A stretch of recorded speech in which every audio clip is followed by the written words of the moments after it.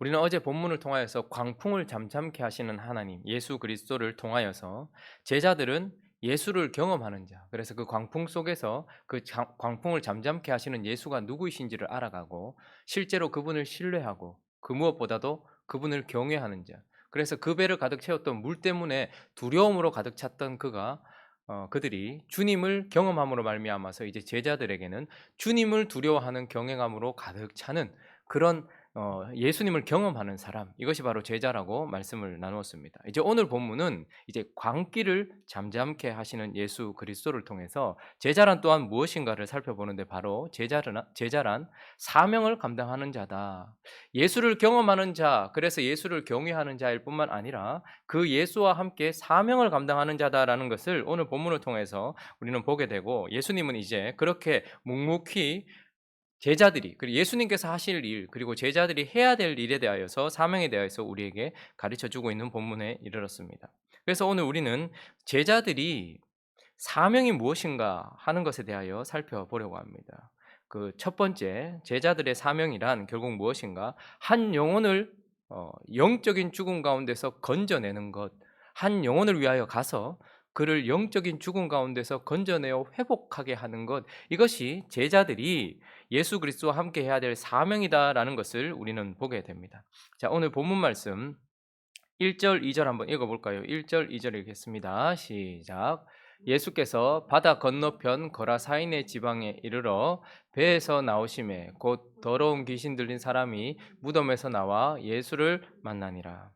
우리가 어제 본문을 살펴보았던 것처럼 제자들은 거의 죽을 뻔했어요. 그렇죠?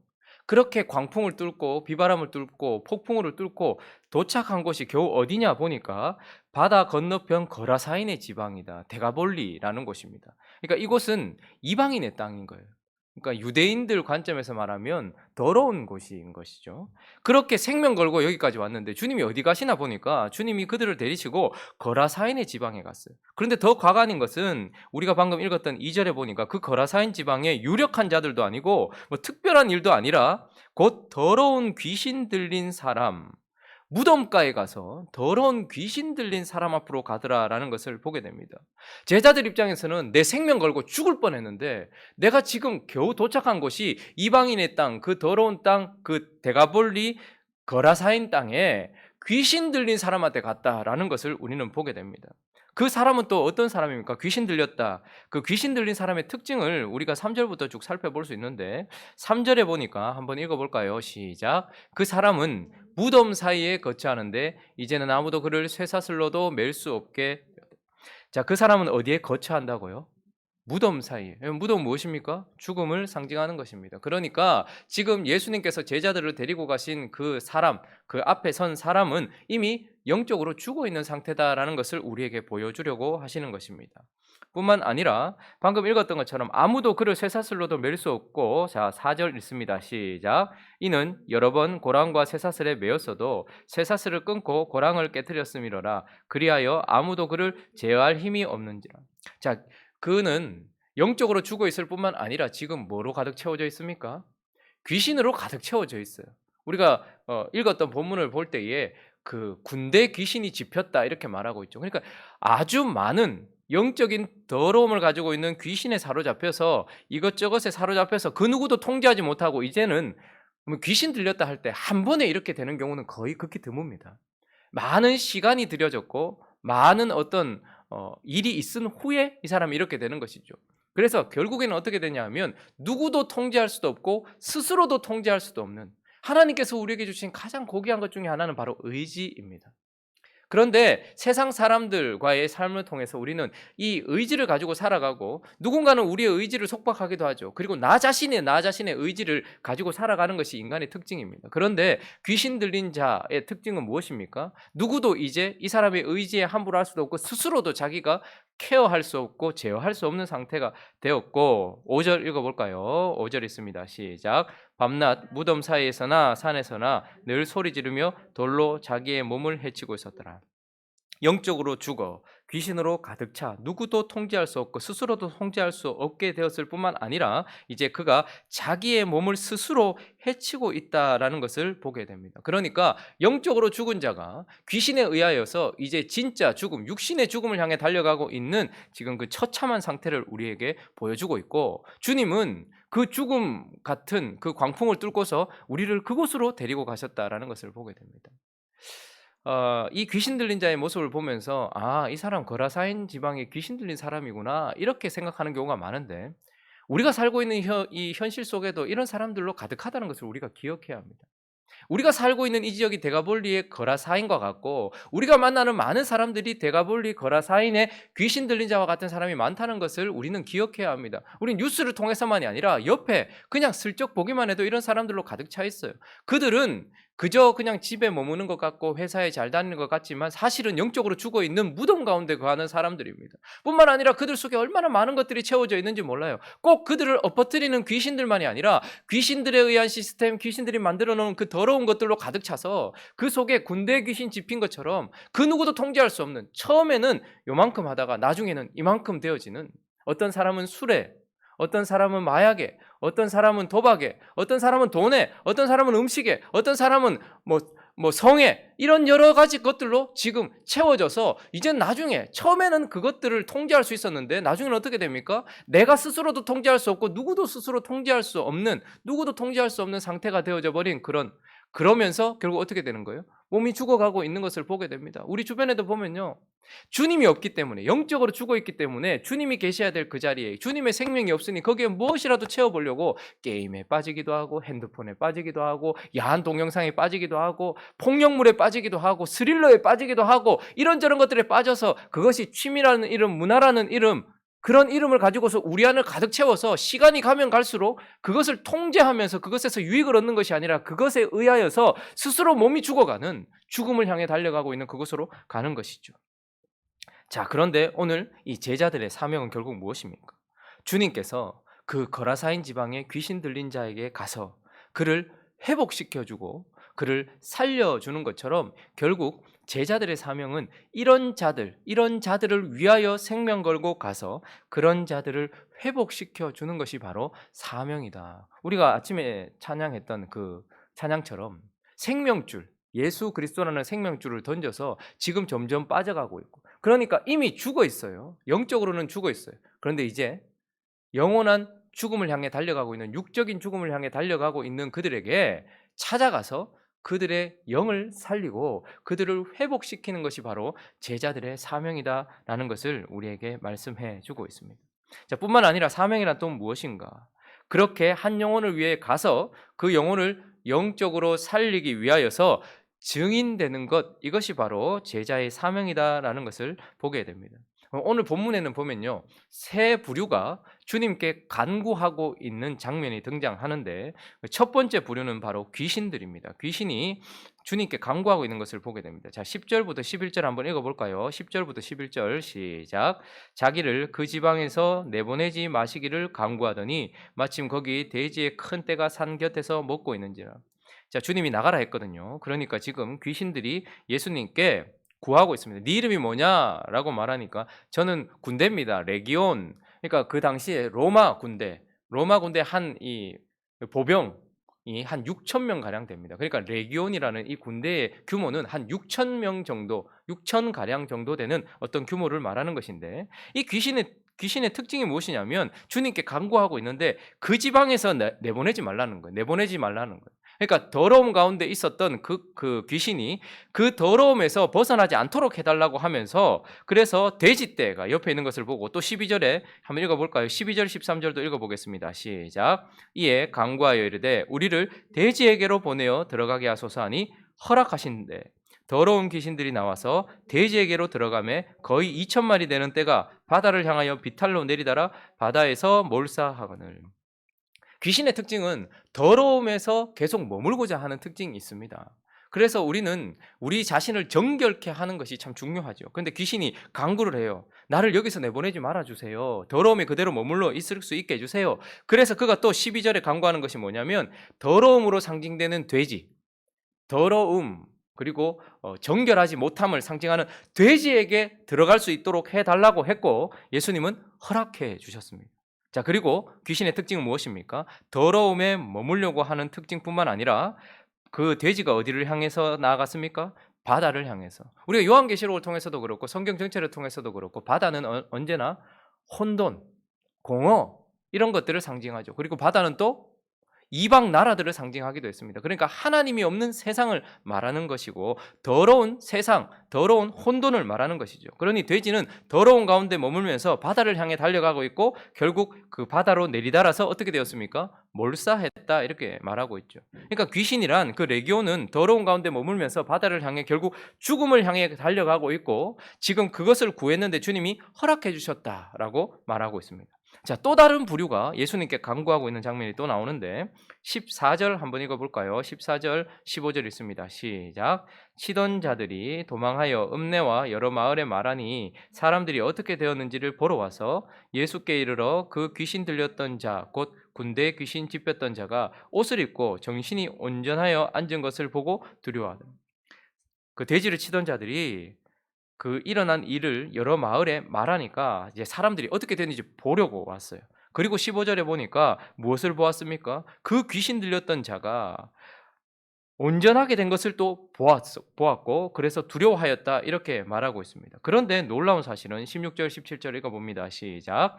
이에 귀신 들렸던 자가 당한 것과 돼지의 일을 본 자들이 그들에게 알림해 그들이 예수께 그 지방에서 떠나시기를 간구하더라. 자, 귀신의 간구 이후에 이제 그 지방 사람들의 간구가 드러나는데 뭐라고 말합니까? 귀신 들렸던 자가 온전하게 된 것도 봤어요. 그런데 돼지의 일을 본 그들이 예수께서 그곳을 떠나기를 또 간구하고 있어요. 그리고 주님은 그 간구 이후에 곧바로 배를 타고 떠나시는 것을 보면서 이것 또한 허락하신다라는 것을 보게 되는 것이죠. 자, 그런데 이제 마지막 한 부류의 사람, 이제 고침받은 이제 주님을 따르는 제자가 된 이 온전하게 된 사람이 또 예수께 무엇인가를 간구하는 것을 보게 되는데 18절 읽어볼까요? 18절 19절 있습니다. 시작. 예수께서 배에 오르실 때에 귀신 들렸던 사람이 함께 있기를 간구하였으나 허락하지 아니하시고. 자, 여기까지. 귀신이 간구했던 것도 허락해 주셨고 그 지방 사람들이 간구한 것도 들어주셔서 떠나려고 하시는데 지금 회복된 이제 주님의 제자가 막 된 이 사람이 예수님께 아주 거룩한 간구를 했습니다. 예수님과 함께 있게 해주십시오 라고 간구를 했는데 19절에 보니까 허락하지 아니하였다 이렇게 말하고 있어요. 왜? 주님은 귀신의 말도 들어줬고 그 사람들의 말도 들어줬으면서 주님의 제자가 된 이제 온전하게 된 이 사람의 그 간구는 들어주지 않았습니까? 바로 사명 때문이었습니다. 그에게 이제 뭐라고 말씀하십니까? 허락하지 아니하시고 대신에 이것은 주님이 그를 거절하셨다는 것이 아니라 다른 응답을 주고 계시는 거예요. 그는 주님과 같이 있고 싶습니다라는 간구를 드렸는데 이제 주님은 그에게 뭘 주시는가? 사명을 주십니다. 19절 계속 읽어보겠습니다. 그에게 이르시되 집으로 돌아가 주께서 내게 어떻게 큰 일을 행하사 너를 불쌍히 여기신 것을 내 가족에게 알리라 하시니. 주님이 첫 번째 그에게 뭐라고 말씀하십니까? 너는 나와 같이 가지 말고 이곳에 머물러라. 특별히 너의 집, 허락하지 아니하시고 집으로 돌아가라 이렇게 말하고 있어요. 이 데가볼리 지역, 거라사인 지방, 이 지방에 머물러라라고 말하면서 이제 그를 주님과 같이 다른 바다를 건너서 다른 곳으로 가는 것이 아니라 주님이 보내신 곳으로 가도록 그렇게 허락하고 계시는 것입니다. 자, 이것은 무엇입니까? 증인의 첫 번째 요소는 주님이 가라 한 곳이 있다는 거예요. 그래서 주님이 가게 하신 그곳에서 머무는 거예요. 우리가 주님께서 승천하시기 전에도 너희는 가서 모든 족속으로 제자를 삼아 아버지와 아들과 성령의 이름으로 세례를 베풀고 내가 너에게 분부한 모든 것을 가르쳐 지키게 하라 라고 말씀하시면서 사명을 주실 때 너희는 가서라고 하는 단어는 저번에도 말씀드렸던 것처럼 우리가 가고 싶은 곳을 가는 게 아니에요. 수동태 분사예요. 너희는 가게 하신 곳에 이르러 살면서 이런 뜻입니다. 포류덴테스라는 단어예요. 그러니까 너희는 가서라고 하는 것은 우리가 어디를 가는 것이 아니고 우리의 눈으로 필요한 곳을 보고 가는 것이 아니라 주님이 가게 하신 곳에 가는 거예요. 지금 주님은 이제 그를 어디로? 데가볼리 그의 집에 거라사인 지방에 보내고 계시는 것입니다. 자, 그런데 이 집은 이제 어떻게 된 거예요? 주님께서 귀신들이 돼지떼에 들어가는 것을 허락하셨고 그 돼지들이 바다로 들어가는 것을 허락하셨고 그 바다에서 몰사하는 것을 허락하심으로 귀신을 몰아낸 곳이에요. 자, 그러니 주님은 귀신의 강구를 허락하심으로써 그 지방에서 귀신을 몰아내 주셨어요. 그리고 그 지방에 그 사람들은 그 놀라운 주님의 역사를 보았음에도 불구하고 경제적인 손해, 어떤 그런 돼지떼가 죽고 난 이후에 경제적인 손해를 보고서 주님이 떠나시기를 간구했단 말이죠. 그러니까 영적인 복보다 육신의 복에 빠져있는 그들, 주님은 그래서 떠나라고 하니까 삐진 듯이 떠나신 것이 아니고 그들을 여전히 사랑하시고 그들을 위하여 지금 뭐 하시는 거예요? 이 증인을 그곳에 남겨두시려고 너는 여기에 머물러라, 여기로 가라라고 말씀하고 계시는 것이죠. 그러니 사명 첫 번째는 그 증거, 사람들을 살리기 위하여서 주님께서 증인이 되라고 하신 그곳으로 가는 것. 그리고 그곳에 가서 뭐 하는 거예요? 주께서 내게 어떻게 큰 일을 행하사 너를 불쌍히 여기신 것을 네 가족에게 알려라, 말하는 것이 그의 사명이기도 합니다. 그래서 주님이 가게 하신 그곳에서 머물러 살면서 그들에게 예수 그리스도를 전파하는 거예요. 우리가 아침에 찬양했을 때 생명줄을 던지는 거예요. 정말로 생명을 건질 수 있는 생명줄을 던지는 것이 구조입니다. 그런데 어떤 사람들은 힘을 내세요, 이길 수 있어요, 말도 안 되는 응원을 하기도 하고, 어떤 사람들은 생명줄도 아닌 것들을 던져내요. 무엇이든지 던져내요. 그러나 그거 잡으면 살 수 있는 게 아닌 거예요. 오직 생명줄은 무엇입니까? 예수 그리스도예요. 그러니 증인이란 결국 무엇입니까? 주님이 가게 하신 곳에서 예수를 선포하는 것, 이것이 바로 증인의 사명인 것입니다. 우리를 보내신 그곳이 각자 다르지만 그곳에서 우리는 똑같은 생명줄을 던지는 것, 그것이 증인의 사명인 것입니다. 그리고 또 하나 20절도 읽어볼까요? 20절에 있습니다. 시작. 그가 가서 예수께서 자기에게 어떻게 큰 일을 행하셨는지를 데가볼리에 전파하니 모든 사람이 놀랍게 여기더라. 전파했다, 이 말은 말로만 선포되었다라는 말이 아니라 그의 삶 전체, 그의 인격 전체, 그의 모든 것으로 전파했다, 이런 뜻입니다. 자, 그러니까 이제 무엇입니까? 주님께서 이르러 가라고 하신 곳에 가서 그리고 예수 그리스도를 입으로 선포할 뿐만 아니라 그곳에서 그의 삶 전체로 전파하는 거예요. 자, 지금까지는 그 속에 있었던 수많은 더러움, 레기온, 군대, 수많은 더러움, 그게 음란이기도 하고 그게 뭐 마약에, 그게 무슨 어떤 것에 취해 있든지 취해 있던 그 더러움만 드러내던 그 인생이 이제 주님께서 보내신 그곳에서 예수를 선포할 뿐만 아니라 그가 얻은 새로운 생명 안에서 나타나는 정결함들을 삶을 살면서 보여주는 것, 이게 바로 증인의 삶인 것입니다. 여러분, 언제나 사단은 우리를 시험할 때에 우리 속에 있는 더러움을 드러내려고 해요. 그래서 어떤 시험의 때가 딱 오면 그리스도인들을 시험해서 우리 속에 여전히 더러움이 남아있다, 너희는 정하지 못하다, 너희는 의롭지 못하다는 것을 드러내기 위하여서 뭐 화를 내게 만들기도 하고 음란하게 만들기도 하고 거짓을 행하게 만들기도 해요. 그러나 주님이 우리를 시험하실 때에는 우리 속에 그런 것이 있는 것도 사실이지만 우리 속에 생명이 있다는 것을 늘 드러내 주십니다.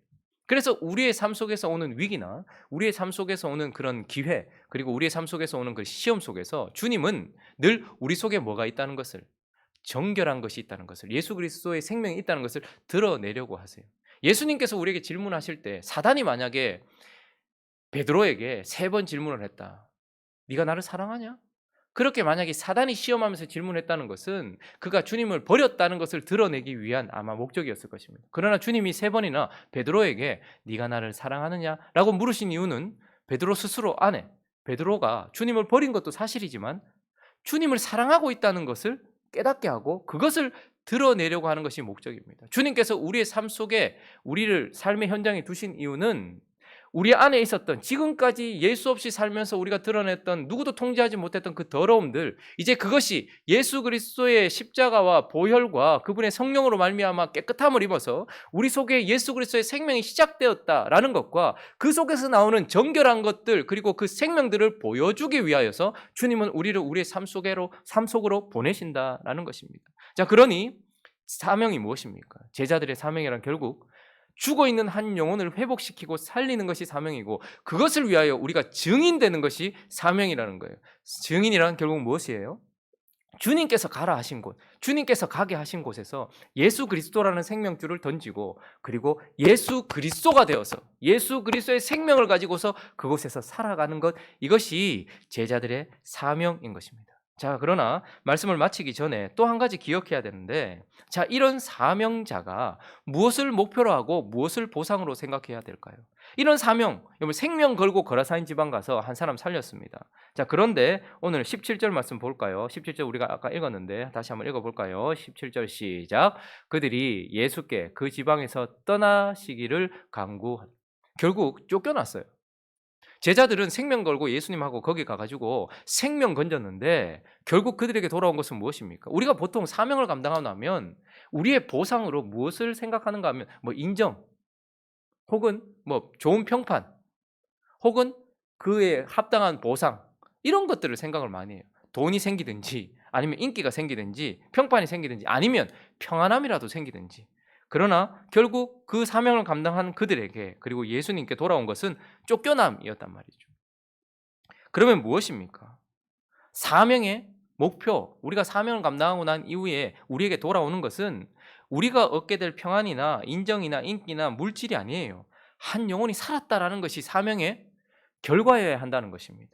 뿐만 아니라 예수님과 함께 가기로 간구했던, 함께 가게 해주십시오, 나도 이제 예수님과 함께 있고 싶습니다 라고 말했던 그가 그렇게 주님께서 거절하신, 다른 응답을 하신 그 순종, 알겠습니다 라고 그의 지방에 머물면서 예수 그리스도를 선포하고 난 이후에 그가 얻은 것은 무엇입니까? 그러니 순종하고 난 이후에, 그리고 사명을 감당하고 난 이후에 그가 얻은 것은 무엇입니까? 그는 이름도 나오지 않아요. 그 지방에서 이름도 나오지 않아요. 오직 무엇만 남습니까? 예수 그리스도가 온 데가볼리 지역에 선포된 것, 그것이면 다인 거예요. 그러니까 그리스도인들이 사명을 감당하고 나서 우리에게 목표되어지고 우리에게 남아야 될 것은 우리에게 주어지는 물질이나 평판이나 인기나 평안이 아니라 한 영혼이 살았는가 하는 것이고, 또 우리의 순종 끝에는 결국 무엇입니까? 우리가 남아있는 것이 아니라 예수가 남아있는 것, 이것이 사명의 목표요, 사명의 결과인 것입니다. 그래서 예수 그리스도께서는 실족하지 말라는 어떤 그런 문맥 속에서 누가복음 17장에 보면, 한번 읽어볼까요? 누가복음 17장 9절 10절 말씀 한번 보겠습니다. 누가복음 17장 9절 10절, 자 읽어봅니다. 시작. 명한 대로 하였다고 종에게 감사하겠느냐? 이와 같이 너희도 명령받은 것을 다 행한 후에 이르기를 우리는 무익한 종이라, 우리가 하여야 할 일을 한 것뿐이라 할지니라. 실족하지 말라라는 어떤 문맥 속에서 주님께서 이런 얘기도 하세요. 야, 너희가 해야 할 일을 해놓고 명령받은 거 다 행한 후에 우리가 뭐 했냐라고 말할 때 주님께서 너 당연히 너희가 해야 될 일을 했지 라고 주님께서 그렇게 말씀하실 때 우리는 당연히 해야 될 일을 한 것뿐입니다. 더 이상 뭐 받을 것이 없습니다. 왜? 우리는 무익한 종이기 때문입니다 라는 그 마음이 너희 속에 있어야 된다라는 것입니다. 그러니까 사명 감당의 결과는 무엇입니까? 우리는 결국 무익한 종이에요. 해야 될 일을 한 것뿐입니다. 영혼을 살리시는 예수 그리스도와 함께 영혼을 살렸으면 됐고, 영광 받으셔야 될 예수 그리스도의 이름이 드러났으면 된 거예요. 거기에서 뭘 덧붙일 게 없다라는 것을 우리는 보게 되는 것입니다. 자, 말씀을 정리하겠습니다. 제자에 대해서 우리가 지금 이제 예수님께서 네 가지 비유를 통해서 가르치시기만 하시는 것이 아니라 네 가지 기적 사건을 통해서 제자들에 대하여서 가르치고 계시는데, 실제로 깨닫게 하고 계시는데, 우리는 어제 본문을 통해서 제자란 결국 무엇입니까? 주님을 경험하면서 주님을 경외하는, 그분과 함께함으로 말미암아 그분을 경외하는, 그분을 알고 그분을 신뢰하고 그분을 경외하는 그분의 자녀가 되는 것이 제자입니다. 그러나 그래서 우리가 자녀라는 것을 깨닫는 것이 제자의 큰 특권입니다. 그러나 또 하나, 오늘 본문을 통해서 어제 본문 마칠 때 그가 누구시기에? 라고 물었어요. 그리고 주님은 어떤 분입니까? 사명을 감당하시는 분이에요. 그리고 우리는 결국 누굽니까? 그와 함께 사명을 감당하는 종이라는 것도, 주를 경험하면서 그분을 닮아가며 그분을 경외하는 아들이기도 하지만 주께서 하시는 일에 쓰임받는 무익한 종이라는 것도 기억해야 합니다. 그러므로 사명을 감당할 때 우리는 하나님의 자녀이기도 하지만 우리는 하나님의 일에 쓰임받는 종이기도 하다라는 것을 기억하면서, 우리에게 주어진 사명은 결국 영적으로 죽어있는 자들을 살리기 위하여 우리를 보내신 그곳에서 생명줄이신 예수 그리스도를 던지고, 그리고 우리의 인격 전체, 우리의 삶 전체로 우리 안에 있는 예수 생명을 드러냄으로 말미암아서 생명을 건지는 것, 이것이 우리의 사명이며, 그 사명의 결론은 하나님이 영광 받으시는 것이고 그 하나님이 살리고자 하는 사람들이 생명을 얻는 것이다 라는 것을 기억하면서 자녀로서의 삶을 살아가는 저와 여러분 되시기를 예수 그리스도의 이름으로 축원합니다. 그러나 우리가 종이라는 것도 기억하면서 우리의 사명을 감당하며 살아가는 저와 여러분 되시기를 예수 그리스도의 이름으로 축원합니다. 같이 한번 기도하겠습니다. 생명 걸고 우리가 가는 것은 이익을 위해서 가는 것 아닙니다. 영혼을 위해서 가는 것입니다. 그것을 위하여서 우리가 가고 싶은 곳으로 가는 것이 아니라 주님께서 머물게 하신 가라 하신 그곳으로 가서 생명 줄이신 예수 그리스도를 던지는 우리가 되게 해달라고, 그리고 우리의 인격 전체로 우리 속에 있는 정결함과 예수 그리스도의 생명을 드러내는 자들 될 수 있게 해달라고, 그리고 결과가 나타났을 때에 주님 영광 받으시면 다고 한 영혼이 살았으면 다라는 것을 기억하면서 하나님 앞에 나는 무익한 종입니다, 겸손한 삶을 살아갈 수 있게 해달라고. 그래서 우리가 있는 이 지역에서 귀신을 쫓아내고 빛의 세상을 만들기 위하여 우리가 더욱더 기도하고 복음이신 예수 그리스도를 전파하는 사명자로 살아갈 수 있게 해달라고 우리 같이 한번 기도하며 나가도록 합니다. 기도하겠습니다.